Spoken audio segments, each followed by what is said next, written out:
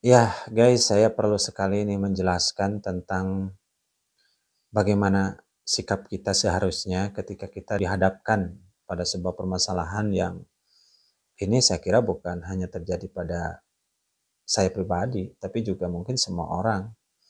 Ketika ada orang yang merasa didolimi oleh kita, tapi kita tidak tahu.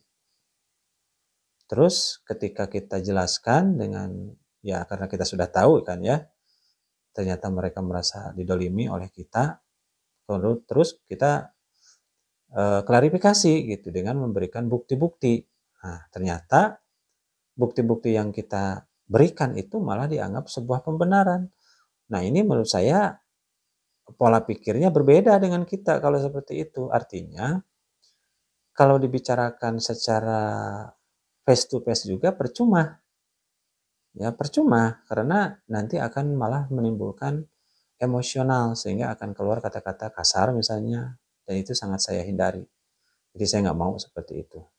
Jadi saya lebih baik berdiplomasi seperti ini, ya mudah-mudahan tahu gitu, atau paham dengan apa yang dijelaskan oleh saya. Karena ini sangat efektif, dengan yang dilakukan oleh saya ini sangat efektif. Kenapa? Karena masalah sebesar ini, asal terima dengan hati yang tenang, itu akan selesai. Karena asal ada syarat, yang dicarinya adalah kebenaran, bukan pembenaran. Kalau yang dicari pembenaran, artinya akan merasa benar sendiri. Pasti karena dicari-cari alasannya untuk membenarkan apa yang dikatakannya. Nah, saya orangnya bukan yang mencari pembenaran, awas. Jadi ketika saya menjelaskan fakta-fakta ini ya, kemudian oleh mereka dianggap sebuah pembenaran, nah dari pola sini saja sudah beda berpikirnya. Sehingga saya tidak mau berdebat dengan orang yang seperti itu. Maka ketika kita menghadapi hal seperti ini harus bagaimana caranya? Jangan sampai terjadi ya. Misalnya langsung saja kita berhadapan ya, berbicara misal datang ke rumah itu datang ke sini. Jangan sampai terjadi. Kalau terjadi itu pasti akan terjadi perang mulut. Itu sangat saya hindari. Saya tidak mau seperti itu. Nah, sehingga apa yang harus kita lakukan? Kalau kita dihadapkan kepada hal seperti ini, maka yang harus dilakukan adalah kita harus melakukan pemutusan komunikasi. Dihindari, itu caranya. Kita kan jadi tahu ya, misalnya orang tersebut merasa terdolimi oleh kita. Itu kan dari komunikasi lewat Facebook tadinya, lewat status di WA misalnya. Itu kan kita tahu kan ya. Walaupun sebetulnya awalnya saya tidak ketika saya mengetahui ada status misalnya, wah Sultan mau bebas, saya kan tidak tahu apa-apa. Karena saya pikir bukan ke saya kata-kata itu.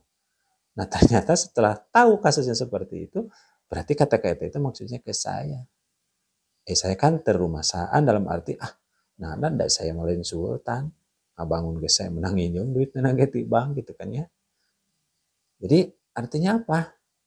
Artinya kita tahu orang punya masalah itu kan akibat ada komunikasi. Nah, sementara komunikasi yang seperti itu menurut saya kurang baik. Karena kalau ada masalah, ya, yang gentle itu selesaikan aja langsung sama orangnya.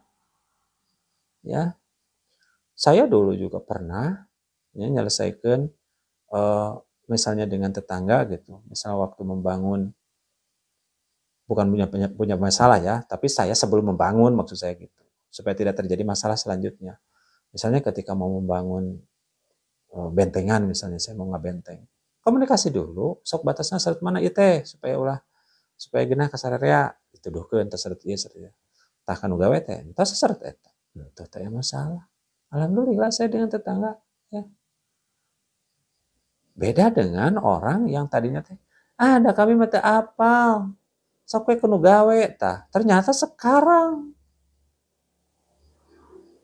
Jadi sekarang misalnya dianggap tahu dianya, jadi dianggap anu tadina karena aya kesalahan ti anu pekerjanya, jadi dituluykeun dibenerkeun da ieu ge meureun hasil nu gawe. Wah hebatna kana imah saya kan dianggap komo euna di aku, pan lain cerita. Sehingga dianggap fakta nu saya diungkapkan itu dianggap sebuah pembenaran. Nah, kalau seperti itu berarti hanya ada satu kuncinya. Kalau ingin selesai masalah dengan tenang, baik-baik, tapi lambat memang. Caranya gitu, memutus komunikasi. Jangan ada komunikasi. Makanya saya juga akan memblokir dulu WA-nya, Facebook-nya, supaya saya tidak tahu apa-apa.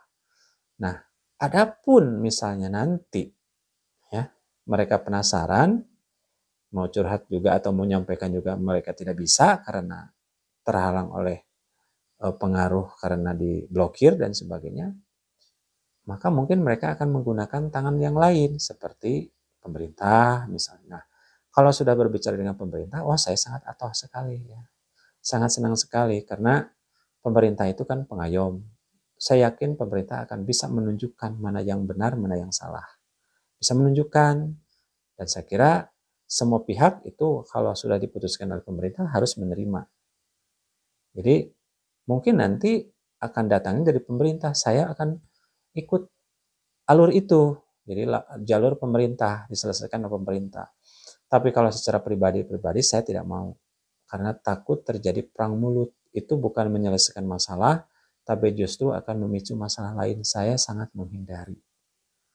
Jadi prinsip saya tidak mau membuat menyelesaikan masalah dengan masalah baru. Tidak mau saya. Saya akan berprinsip kepada prinsip pegadaian, menyelesaikan masalah tanpa masalah. Memutus komunikasi tidak menimbulkan masalah. Ya. Sebab itu adalah perintah. Perintah apa? Perintah agama. Kenaelaan anda lain hartina orang benci bukan, tapi memutus komunikasi itu adalah untuk menjaga silaturahmi. Ya. Karena tadi itu supaya tidak terjadi perang mulut. Tidak terjadi perang mulut saja, mungkin akan membekasnya seumur hidup. Masalah seperti ini jangan salah. Apalagi kalau terjadi perang mulut. Sok bayangkan terjadi pas saya kata-kata kasar terkeluar. Mau ditaruh di mana ketika kita ketemu. Nah itu yang saya hindari. Saya tidak mau. Makanya lebih baik saya putus dulu komunikasi. Jangan tahu apa-apa. Adapun ada kepenasaran, mungkin dia akan menggunakan jalur lain, yaitu pemerintah. Nah itu sajalah.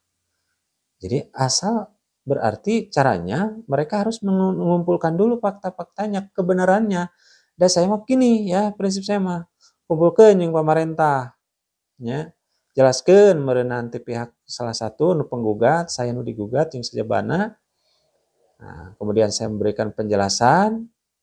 Ternyata penjelasan saya itu tidak dipentalkan dengan fakta baru yang ditemukan oleh si penggugat misalnya ya.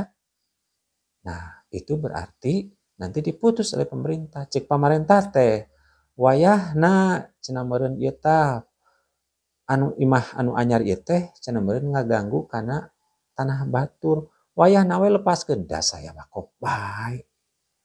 Saya mau berorah tanahna. Ajan cenah meureun kudu pindah cek pemerintah teh ti dieu teh. Saya mah siap ngan beri sakieu hungkul ke pemerintah teh. Sok wae lah dek isukan oge pindah heg wae. Nu penting ieu saha nu wani meuli tanah saya di dieu. Sesana nu di aku batur. Gitu meureunna. Cenah meureun sabaraha wanina? Aya nu nyangrog mah saya isuk pageto ge kudu pindah. Siap saya mah. Da saya mah lain orang asli Malati. Bener saya teh lain pribumi di dieu teh. Ngan katalian ku pamajikan saya mah jadi ngumara ka dieu teh. Saya mah orang Ciloa. Saya gak boga dulu di Ciloa loba ayeuna ge nonton malah mungkin di Facebook saya ge. Mungkin orang Ciloa juga jadi tahu saya sedang ada masalah seperti ini. Dalam saya pindah ke Ciloa, dari Ciloa ke keluarga saya pasti menerima saya gitu. Da tanah boga di saya di sana teh, sawah aya, da saya ge sawah mah dipeuntas ayeuna oge. Teu kuat minahkeun ka dieu da moal aja kembali pinahkeun. Gitu. Jadi gitu saya tidak ada ketakutan misalnya kalaupun saya harus pindah lagi ke Ciloa.